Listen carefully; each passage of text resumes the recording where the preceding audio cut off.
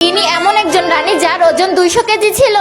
রানীর ওজন বেশি থাকার কারণে তার কাপড় ছিঁড়ে যায়। রাজার ভোজে লজ্জায় না পড়ে এই জন্য পাশে থাকা পর্দা দিয়ে তার কাপড়টা ঠিক করে নেয়। কোন রকম তৈরি হয়ে সে সভাতে পৌঁছায়। সভাতে একটা মেয়ে ছিল যে রানীর জায়গায় সে রানী হতে চায়। মেয়েটি ভালো করে দেখে রানীর কাপড়ে সেলাই দাগ দেখা যাচ্ছে। কথা বলতে বলতে ও রানীর কাপড় হালকাভাবে টান দেয়। এতে হাতের সেলাই করা সবার সামনে দেখা যাচ্ছিল।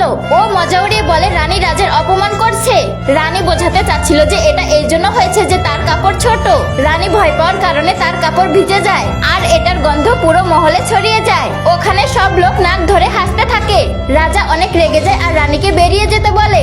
রানীর এতে অনেক খারাপ লাগে। বাইরেও ওই মেয়েটি ওকে অপমান করার জন্য ওকে পুকুরে ধাক্কা দেয়। রানীর শরীর ভারী থাকার কারণে ও সোজা পানিতে ডুবে যায়। তখনই ওর শরীরে কিছু আজব হয় আর ও পুরো শক্তি লাগিয়ে পানি থেকে উঠে যায়। রাজা আসতেই মেয়েটি দ্রুত মিথ্যা কথা বলে দেয় যে রানী ওর উপর হামলা করতে যাচ্ছিল, এই কারণে ও নিজেকে বাঁচানোর জন্য রানীকে ধাক্কা দিয়েছে। কিন্তু রানী এবার চুপ থাকে না। ও সোজা মেয়েটিকে ধাক্কা দেয় আর ওর সাথে রাজাও পানিতে পড়ে যায়।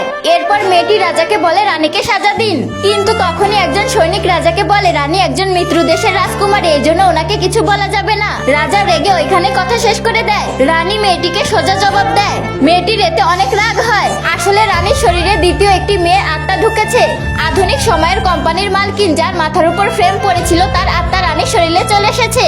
ও একটি আধুনিক শক্তি পেয়েছিল যে ও আধুনিক জিনিসগুলো আনতে পারত।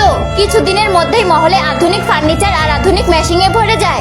রানী ওজন কমানোর সিদ্ধান্ত নেয় আর প্রতিদিন মেশিং এ ব্যায়াম করতে থাকে। 1 মাসের ভিতরে ওর শরীর পুরোতরে বদলে যায় আর এখন ওকে অন্যরকম লাগছিল। ওইদিকে মেয়েটি জানতে পারে মহারাজের মা মানে রানীমা মহলে ফেরত আসছে। মেয়েটি ভাবে রানীমায়ের সামনে ভালো সেজে রানীর জায়গাটা নিয়ে নিবে। ও ওইখানে নিজের ছেলেকে সাথে নিয়ে রানীমায়ের সামনে ভালো করে কথা বলে। রানীমা খুশি হয়ে যায় আর মনে মনে ভাবে এই মেয়েটা রানী হওয়ার জন্য পারফেক্ট। ফের মেয়েটি রানীর ব্যাপারে বলে ও হয়তো নিজের ঘরে আরাম করছে, ও বেশি বেশি খাচ্ছে আর হয়তো অনেক বেশি মোটা হয়ে গেছে। এটা শুনে রানীমা রাজাকে বলে রানীর অধিকার শেষ করে দাও। তখনই ওইখানে রানী চলে আসে। ওকে দেখে সবাই অবাক হয়ে যায়। ও পুরোতরে বদলে গেছে। মহলে সবাই ওর দিকে তাকিয়েছিল আর তখনই নিজের মুখে জবাব দেওয়া শুরু করে। স্টোরিটা ভালো লাগলে অবশ্যই সাবস্ক্রাইব করবে।